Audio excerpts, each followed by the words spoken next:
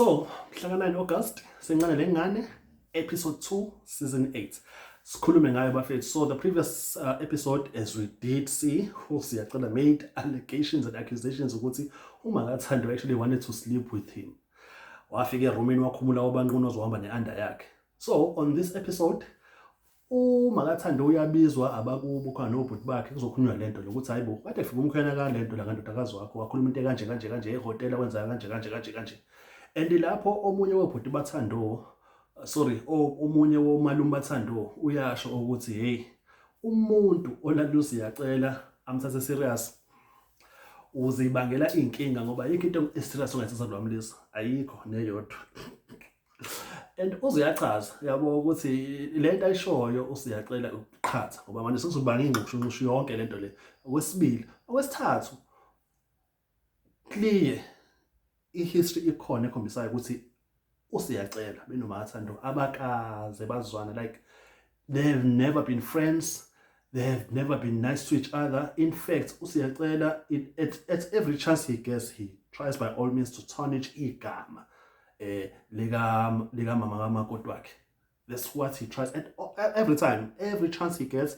That's what he does to mother-in-law wakhe. I don't know why, but anyways, mother-in-law steps into the room and uyambona ukuthi akahambi yedwa. Mangithi akahambi yedwa ngathi une% nje encane. So anyways, she comes to the room, bamhlalise phansi and bambekela udaba ukuthi kwenzeke kanje umkhwena wakho. And then mase yaqala athi hayibo akayazi zonke leyo nto leyo. Into engekho ayikho nje lento akayazi nje yena leyo nto leyo. Ukuthi kwenzeke into kanjalo hayi uthi nje akayazi leyo nto leyo sini. Yena nje akayazi zonke lento leyo uyahlanya loyo lento la itrunke kanjani leyo nto kanjani mina size 100 ngizothola laphi noba imbiki emngaka emkhulu nje uSiyacela uzoyithola laphi mina leyo nto. uSiyacela azange avele episode by the way, kuvele kwavela nje le genge nje lapha noLundi obhuti bakhe uMakathando lapho uNtomka nomama yabo kuzowavela ke enye into lapha kuvele enye into kuthiwa nambona umfana omncane wakho lapha kaMsomi uba uLindo kuvela indaba yokuthi uMashange anazi nemazi uMashange lapha kaDlamuka loMpofu. So hayi uyayishaya ngumfana omncane uLindo. So hayi wesemiza ngomkhwana wakhe kanjani naye lo thuya entertain omunye umalume lapho uzuyasho ukuthi hayi ngaze ngamnikeza ikhadi lami lokuba okhipha nabo thenga no McDonald. Hey hayi yabona ke leyana ke uma isekhulunywa kanje indaba sokukuningi osokwenzakalile sesiyilate kodwa kuLindo uyayiphika yonke lento sayikho yonke lento. Hayi Makathando ukuthi hayi vele yena vele nje kanjani uyakufuna wena hey kanjani yonke leyo nto leyo hey ayibo Makathando uze wakhuluma indaba yenye into ukuthi hayi yena ubethe bele spam ebezifaka inhlamvu lento uSiyacela afaka inhlamvu uThando naye ayibulale. Kuthiwa hayibo ungakhuluma nathi yebo ngikhathele ukuthuka lo mfana mina ngikhathele.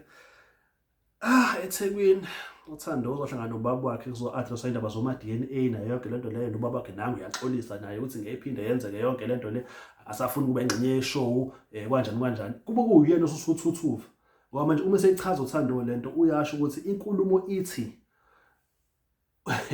uMakathando watshela ubaba kaThando uThembinkosi ukuthi uThando wafika emzini wakhe edakiwe ehamba noNjabulo.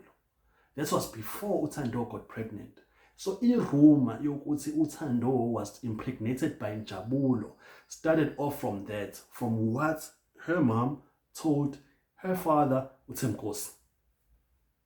That's what happened. The show is just full of, isn't it? That one, I mean, there's another revelation why I don't recall that revelation in the previous season or in all those episodes now. Because it came off lo baba baba kaThando, and baba kaThando uziyasho bandla ukuthi ngcono ayebhebhethekisa kanje lento le, because he's the one who heard the rumor and spread the rumor. You understand? It wasn't uThando, it wasn't Numa wakhe. And from what he told us, he said he was like, you know what guys, if only I had known, I never would have spread the rumor because I was the first one to hear it.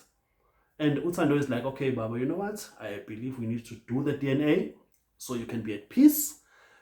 So you can see that whatever allegations and accusations that you are actually basing upon me, that I have done so and so with Usman Bane, they are untrue. And she's like, all right, cool. Like, we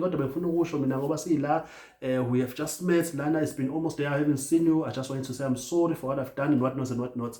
That was basically the episode. Namhlanje uMakathando ezophika ukuthi ayikho yonke lento leyo. Mase kuba uBakathando ngala, uBakathando naye uzokhuluma into engacacile. Bahagana banikezana imbali. Hayi lo baba lana. Lo baba uhlala lapha eSouth, uhlala kuphi Pamlazi. Ngoba Thintitha. Thintitha omdala. Bafethu, thank you so much for coming through to my channel. Igama ngo-Azad Ngalane. Please don't forget to subscribe, press that like button, that bell button to my channel. Bafethu, sizobuya ngenza amanye ama-video. Thank you.